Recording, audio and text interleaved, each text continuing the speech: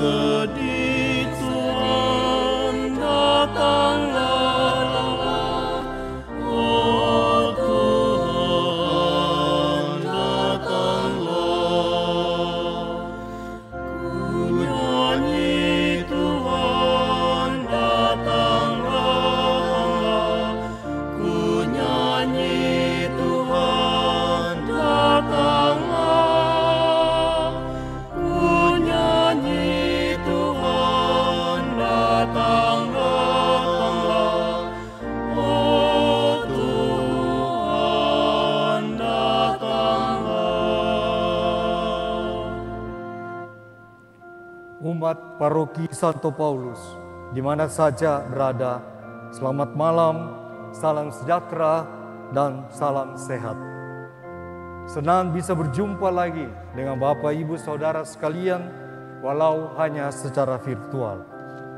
Di masa pandemi COVID-19, di mana kita masih dalam masa pembatasan sosial, sesi liturgi, sesi katekese, bekerja sama dengan tim konsos paroki, merancang beberapa kegiatan di masa Advent ini dan yang disiarkan secara live melalui channel YouTube Paroki Santo Paulus.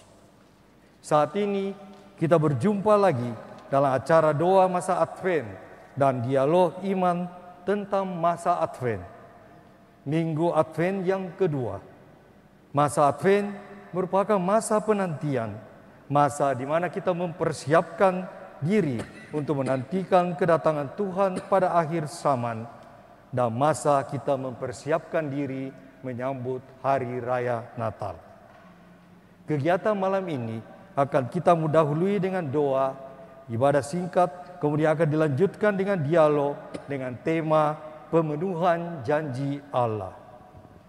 Sejak awal penciptaan, Adam dan Hawa, interaksi manusia dengan Sang Pencipta selalu dalam bentuk perjanjian. Dan dalam perjalanannya, manusialah yang selalu ingkar janji. Tuhan tidak pernah. Janji Tuhan selalu terpenuhi dan digenapi. Di tempat ini telah hadir bersama dengan kita Pastor Joy Clemens dari PL. Pastor akan membimbing, membantu kita mendalami tema ini dalam masa Advent yang kedua.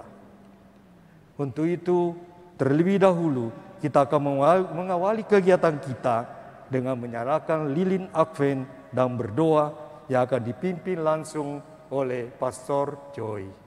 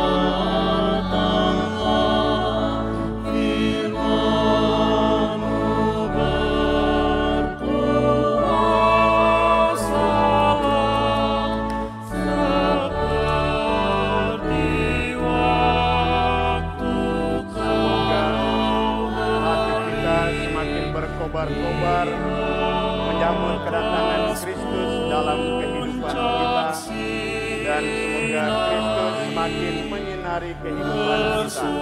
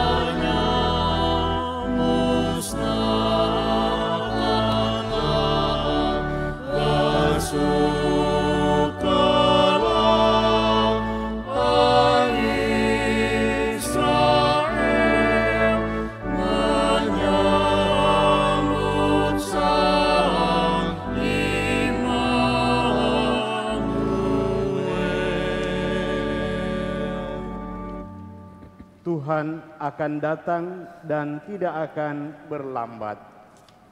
Ia akan menerangi yang tersembunyi dalam kegelapan dan menyatakan dirinya kepada segala bangsa.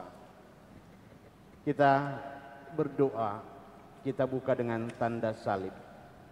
Dalam nama Bapa dan Putra dan Roh Kudus. Amin. Rahmat Tuhan kita Yesus Kristus, cinta kasih Allah dalam persekutuan Roh Kudus beserta kita sekarang dan selama-lamanya.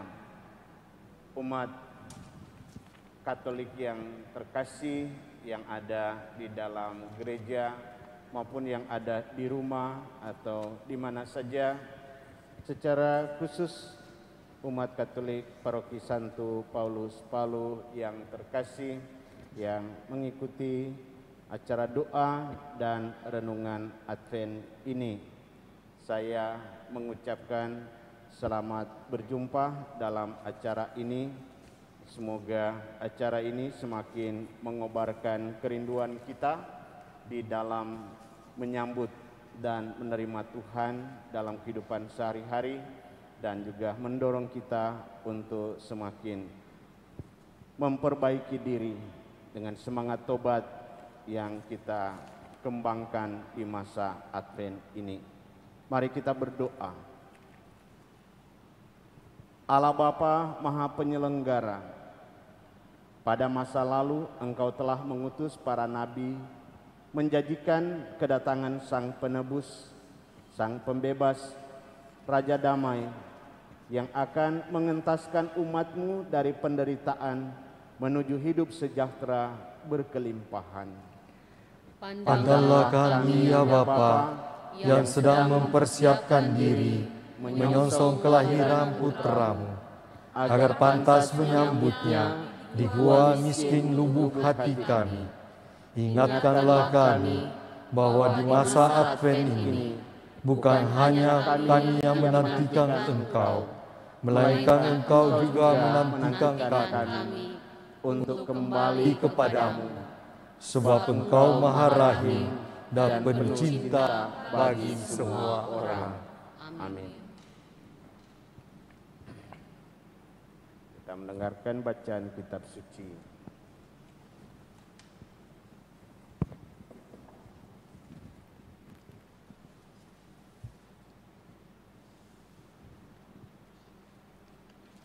Pembacaan dari kitab Yesaya bab 2 ayat 1 sampai 5. Firman yang dinyatakan kepada Yesaya bin Amos tentang Yehuda dan Yerusalem akan terjadi pada hari-hari yang terakhir. Gunung tempat rumah Tuhan akan berdiri tegak di hulu gunung-gunung dan menjulang tinggi di atas bukit-bukit.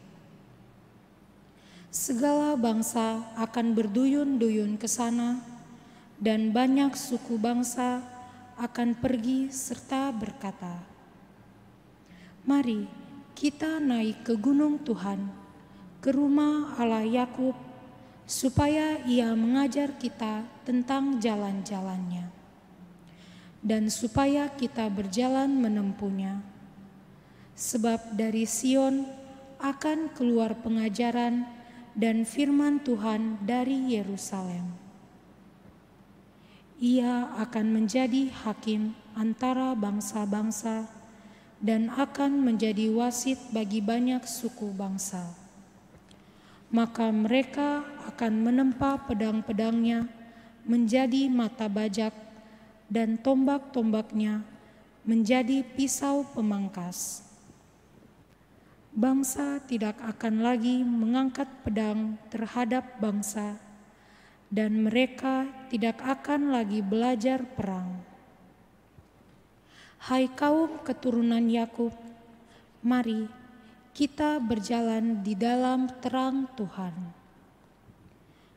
Demikianlah sabda Tuhan. Syukur kepada Allah.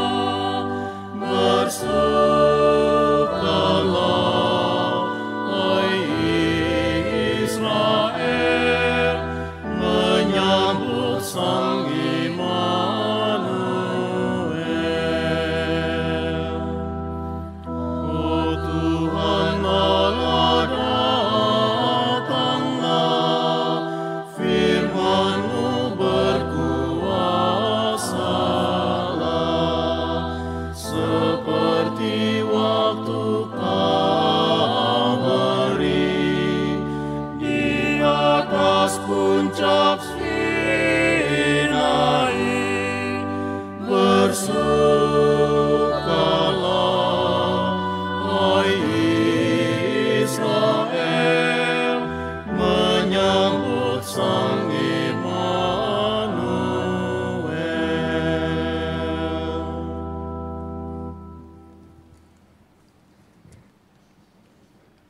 Saudara-saudara yang ada di gereja, yang ada di rumah, mari kita memanjatkan doa permohonan.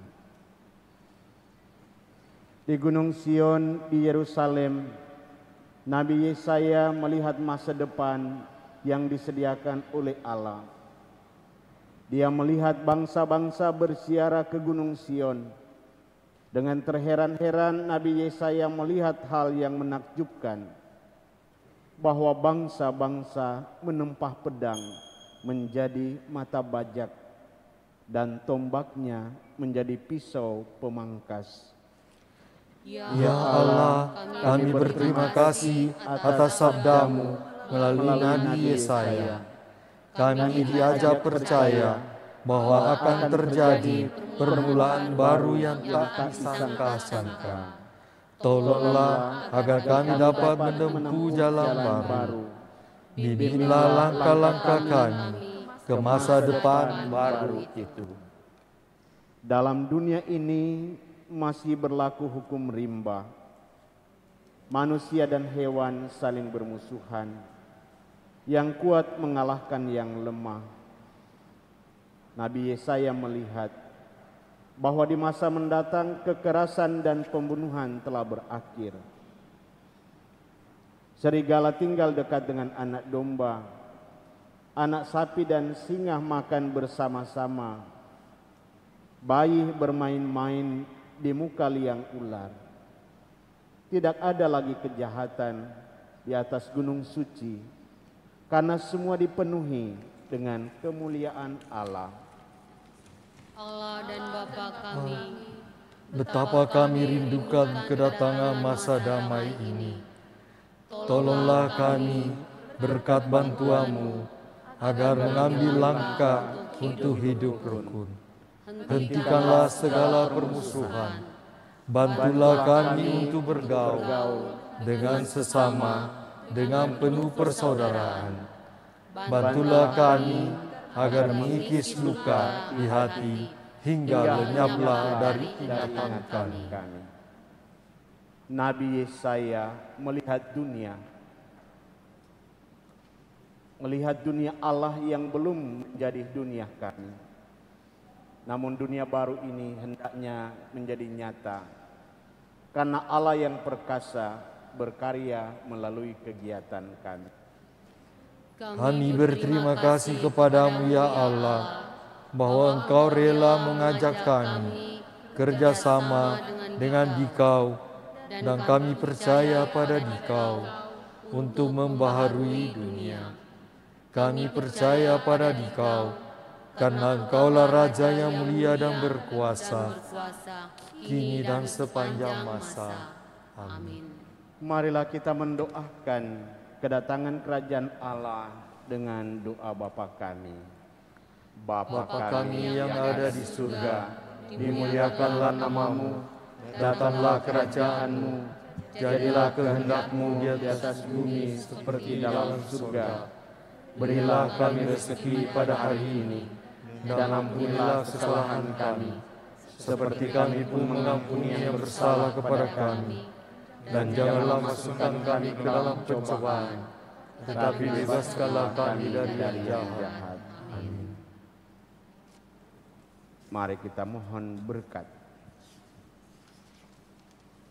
Saudara sekalian yang terkasih, kita harus selalu siap menyambut kedatangan Tuhan Yesus.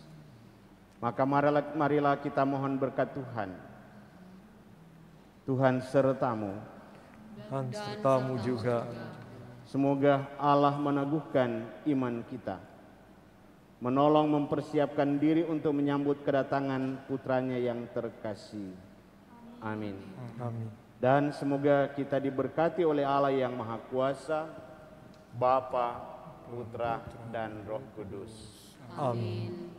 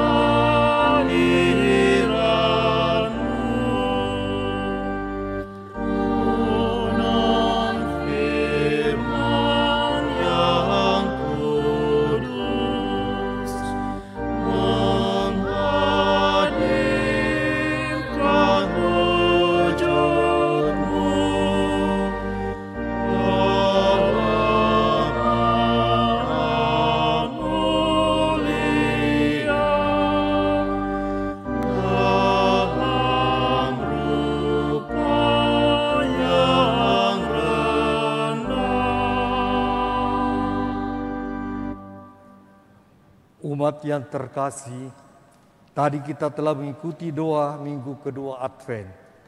Sekarang ini kita akan melanjutkan acara kita dengan bincang-bincang bersama Pastor Joy seputaran tema kita minggu ini. Pastor dan umat yang terkasih, kita ketahui bersama dari awal penciptaan, zaman para nabi, hubungan Tuhan dan manusia selalu diisi dengan perjanjian-perjanjian. Dalam masa Advent yang baik ini, baik kita merefleksikan kembali apa sih yang dijanjikan Allah dan yang akan dipenuhinya bagi kita umat manusia. Pak Rudi dan umat sekalian, tadi kita mendengarkan dalam kitab Yesaya bab 2 ayat 1 sampai 5. Nah, janji Allah kepada kita manusia diungkapkan dalam teks tadi. Ada dua hal kita mau angkat pada kesempatan ini. Pertama adalah janji Allah tentang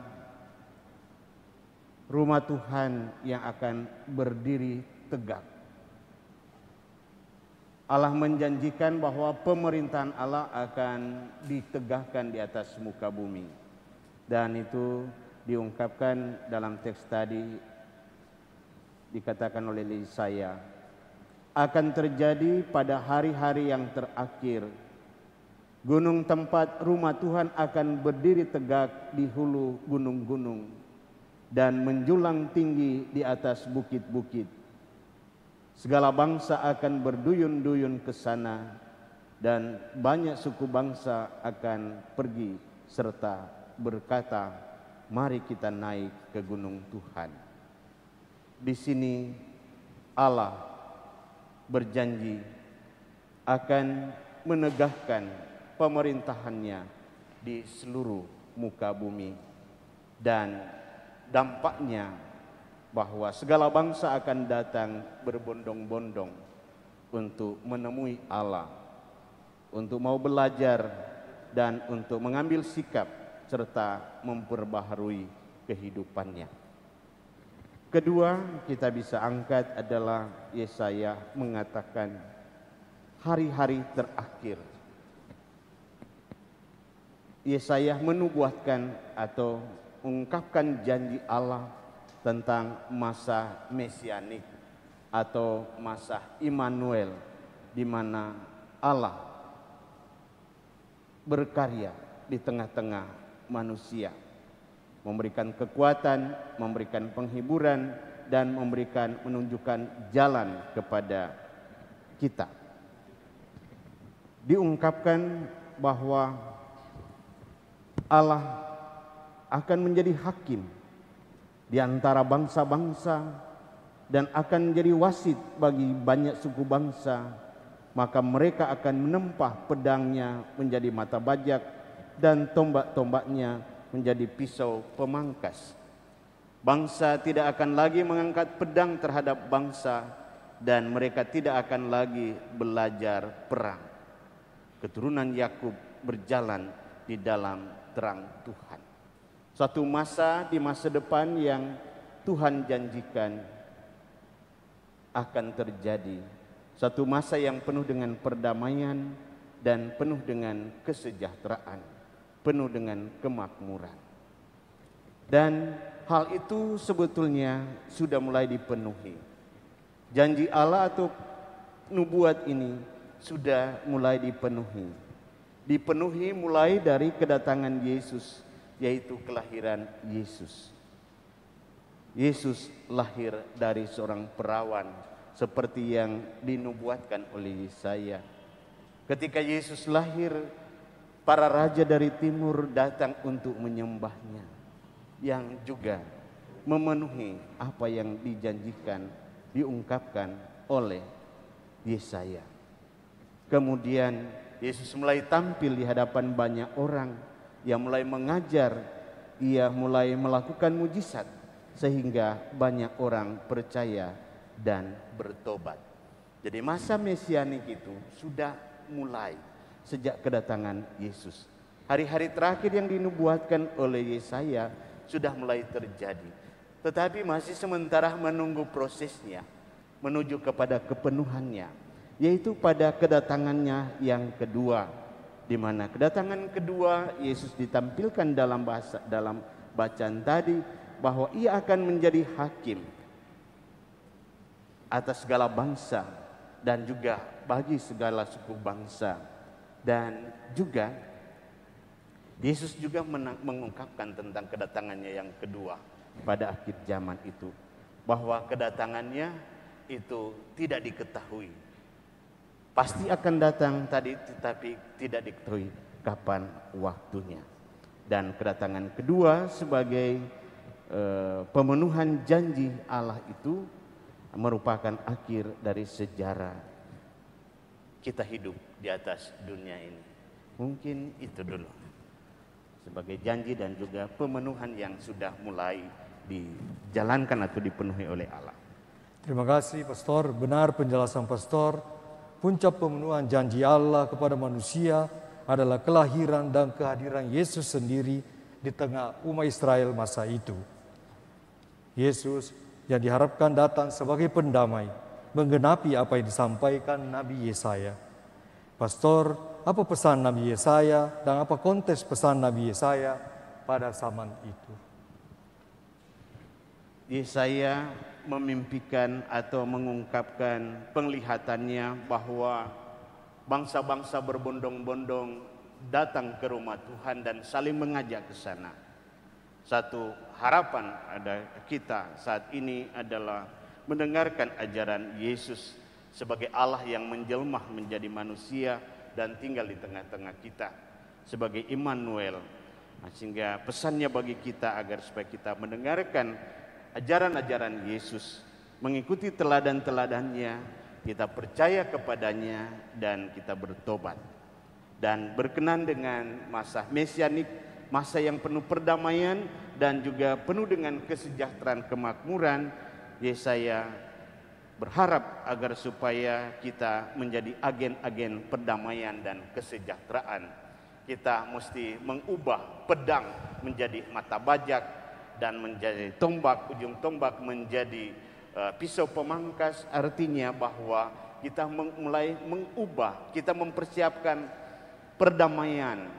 Pedang, kita tidak lagi mengangkat pedang satu terhadap yang lain. Kita tidak lagi menombak orang, membunuh orang, agar supaya cinta kasih, kebaikan, kebenaran itu merajah di dalam kehidupan. Dan kita mulai mengalami perdamaian atau kedamaian serta kesejahteraan yang Tuhan janjikan dari saat kita hidup sekarang dan mendapat pemenuhan pada akhir zaman. Pesan-pesan dari Yesaya ini muncul dalam konteks Yesaya hidup di masa kerajaan Israel dan Yehuda, di mana ia mengalami masa pemerintahan 4 orang raja, yaitu raja pertama Raja Usia dan Raja Yotam, kemudian masa Ahaz dan Hizkia.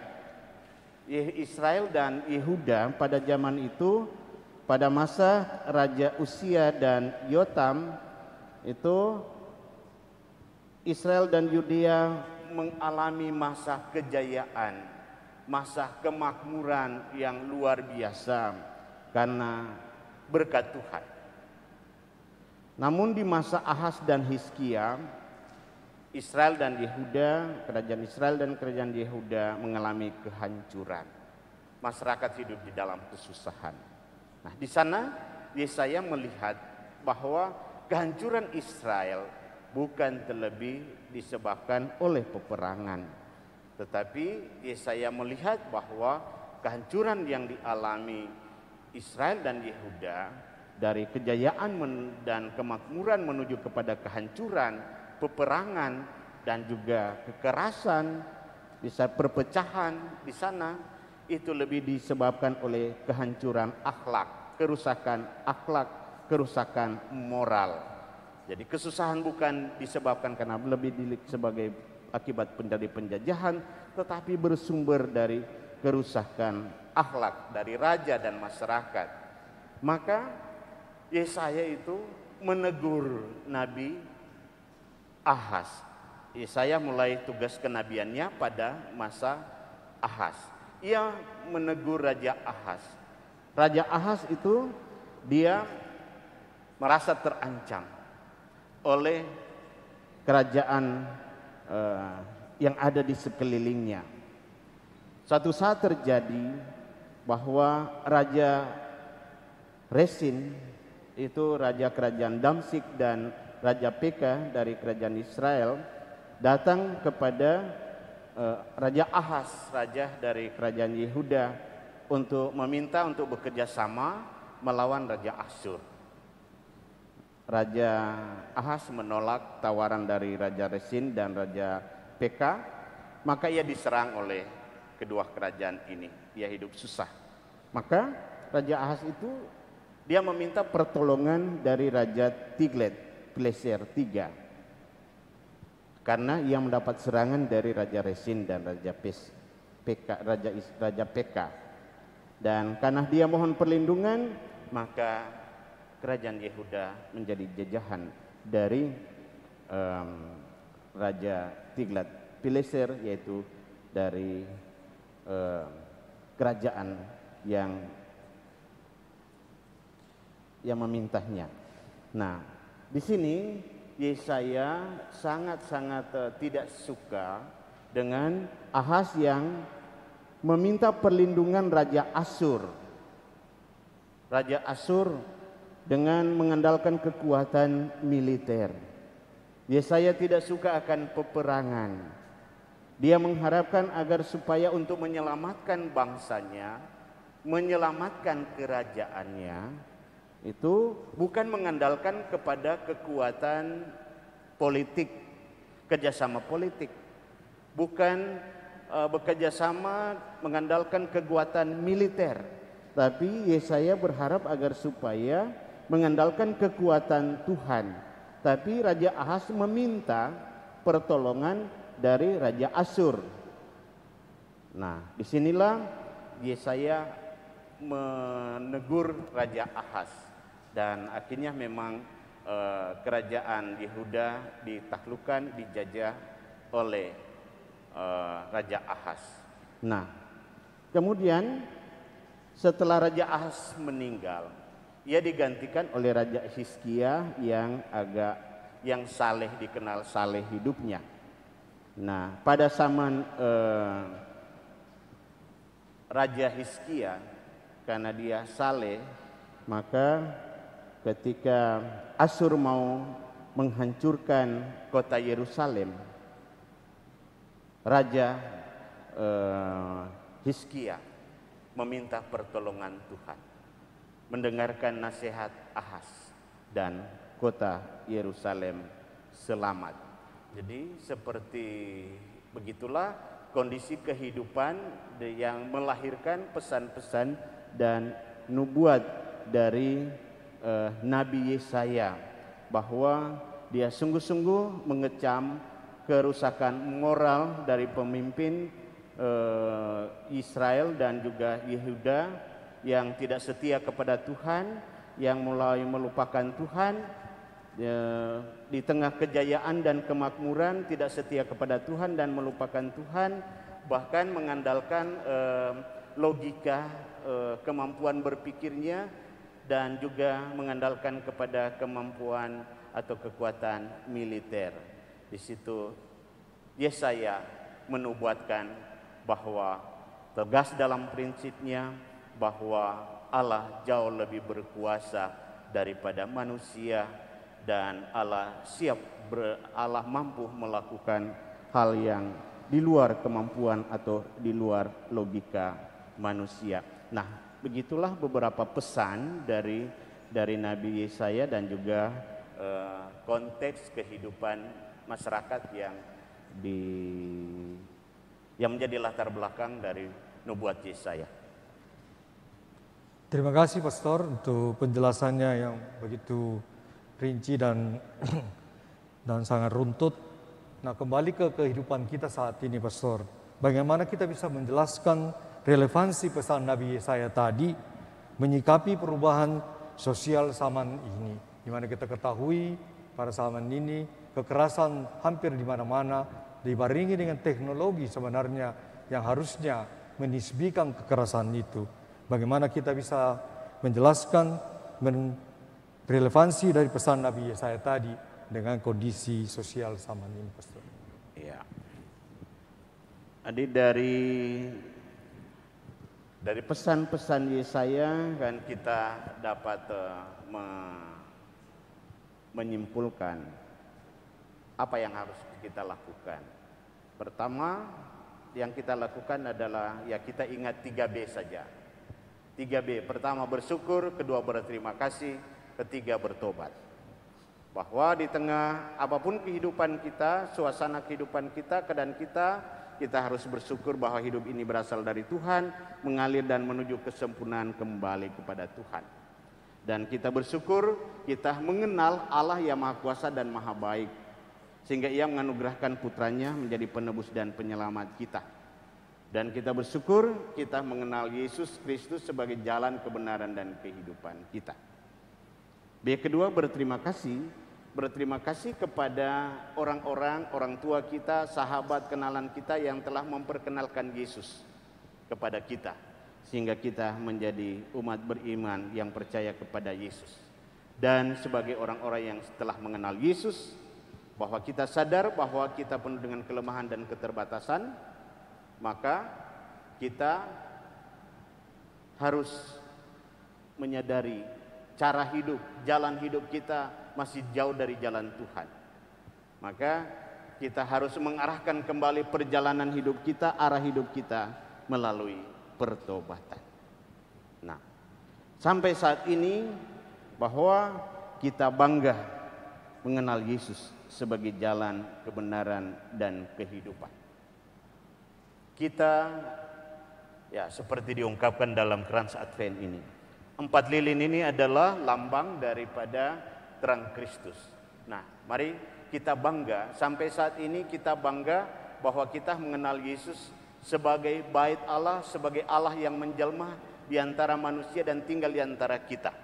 4 buah lilin sebagai lambang Kristus. Kita bangga mengenal Yesus sebagai jalan kebenaran kehidupan kita. Kedua, mari kita juga melihat dari relevansi dari nubuat Yesaya.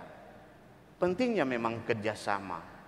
Jadi seperti rangkaian daun-daun hijau yang membentuk lingkaran yang tidak ada ujungnya ini, menekankan kepada kita di dalam hidup saat ini kita penting.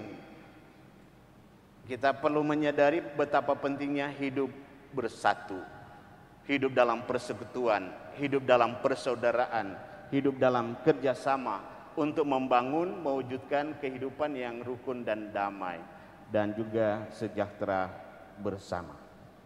Dan di sini juga relevansi yang ketiga kita bisa melihat bahwa ya seperti pita-pita ungu yang diungkapkan oleh krans Advent, bahwa pentingnya pertobatan di dalam kehidupan kita. Karena sebagai orang beriman kita memang sudah mengenal Yesus, tapi hidup kita masih sementara mengarah kepada kesempurnaan. Kesempurnaan sejati, perdamaian sejati, kesejahteraan sejati itu nanti pada akhir zaman. Maka kita mesti tetap tekun, kita tetap ulet dan sabar dalam menjalani kehidupan ini sesuai yang diajarkan oleh Yesus Kristus. Dan relevansi yang keempat adalah kita lihat ini warna merah muda ini ya. Warna merah muda kita pisahkan dia, warnanya tidak ungu. Di situ mau menunjukkan minggu ketiga adalah minggu Gaudete, minggu gembira, bahwa dalam menantikan kedatangan Tuhan kita harus bergembira. Kita bergembira karena menantikan kedatangan Tuhan di akhir zaman. Kedatangannya adalah untuk menjemput kita, untuk membawa masuk ke dalam kerajaan Allah. Bahkan dalam Injil ia mengatakan ia datang, dia akan memisahkan orang yang percaya kepadanya dan orang yang menjalankan ajaran-ajaran dan perintah-perintahnya. Ia akan masukkan kita ke dalam kerajaan Bapanya yang penuh dengan sukacita dan kebahagiaan.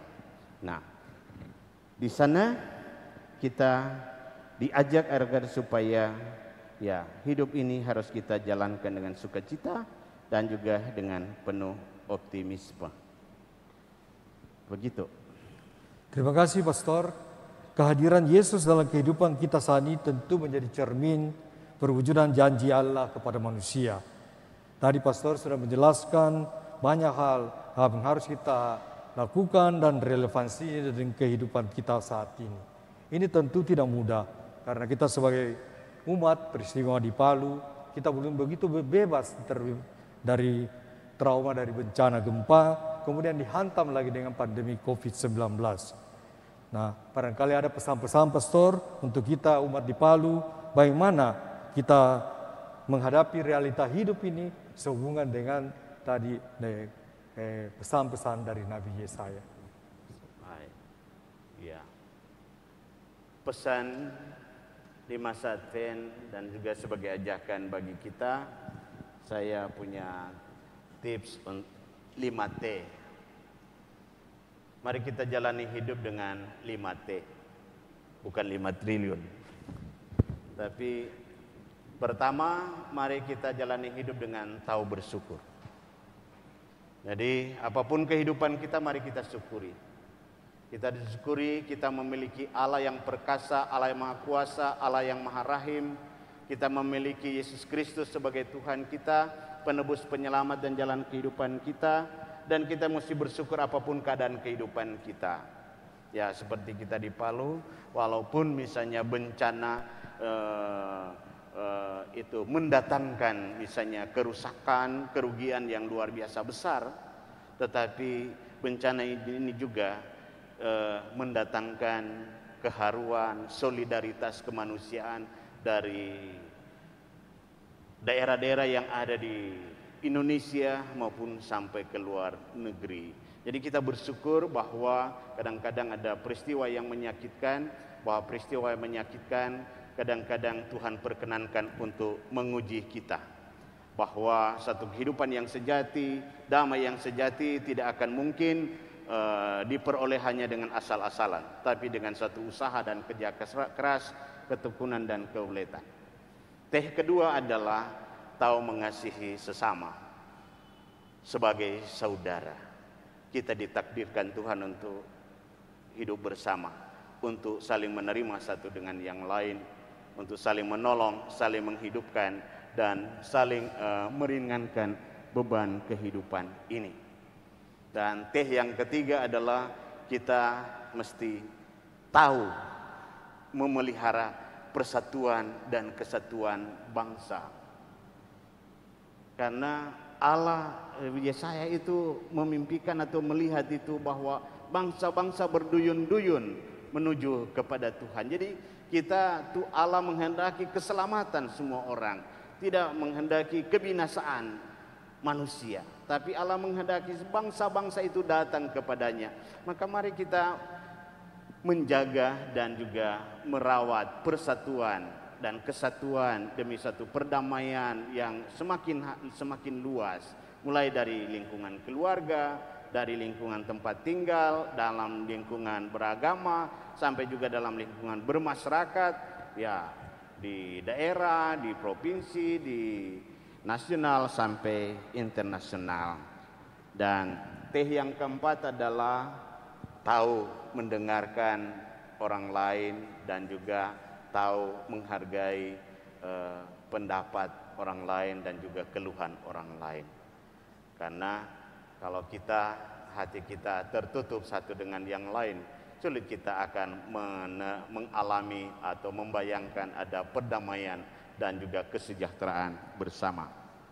Dan teh yang kelima adalah kita tahu menghormati hak dan kewajiban setiap orang dan semua orang, agar supaya kita saling memberikan kesempatan dan juga menghargai hak setiap orang.